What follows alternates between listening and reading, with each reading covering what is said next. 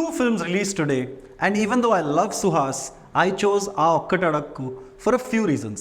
Allari Naresh is back in a comedy after a long time, and I wanted to watch a mindless comedy like the Allari Naresh movies that you watch on television. So, how is the movie? Aa Okkati Adakku.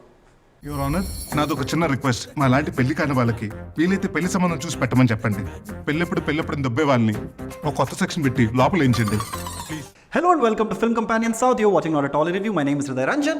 This week's movie is Aa Okkati Adakku, directed by Malli Ankam. Early into the film, Allari Naresh says to a character, "Don't be fooled by this serious getup.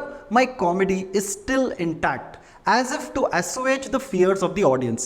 But 20 minutes into the film, you realize that it is dead on arrival. Gunna is in his 30s and he's unmarried, and so he signs up with an expensive matchmaking company. And he meets Siddhi or Riddhi, I don't know, I can't seem to remember, played by Faria Abdullah. She is the epitome of the rom-com heroine, the one who believes that life is a long celebration of events, a festival. There is an element of artificiality to the entire film, whether it is the Barbie pink ladies hostel where the heroine lives or the cartoonish background score that is used for everything, for every dialogue, for every expression, for every action. I'm usually wary of films that try to sandwich a social issue between a comedy.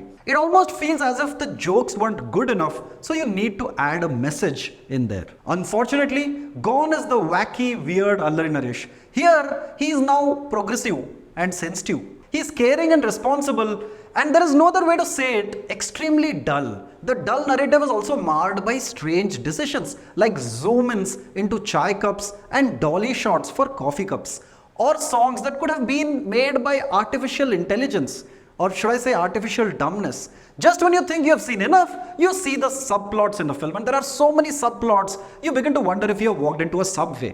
There is one subplot about matrimonial companies, there is another about an accident, yet another about a man who is cheating women, yet another about the heroine, and yet another about Harsha trying to find a bride for himself. The list goes on and on. If you have ever tried meditation and struggled with meditation, I would recommend you watch this movie, because after a point you will simply zone out.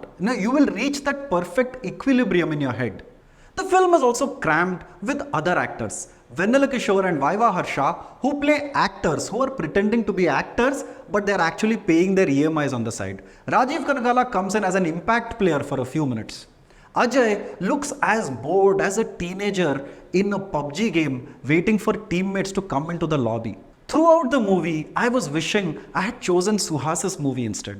But our decisions are what makes us who we are, and I have to live with my decision for a few more days. Allari Naresh seems lifeless, like a deep-fake version of his own self, and Faria Abdullah seems to be in an extended 2-hour reel where she's laughing and she's crying and she's dancing. The best part of the movie were the samosas that I had in the intermission. Thank you so much for watching our review of the film. If you haven't done it yet, please subscribe to Film Companion South on YouTube by pressing the bell icon. Also, there is a summer heat wave going on, so stay calm, stay safe, drink a lot of buttermilk. What am I going to drink in this hot summer? Aa Okkati Adakku.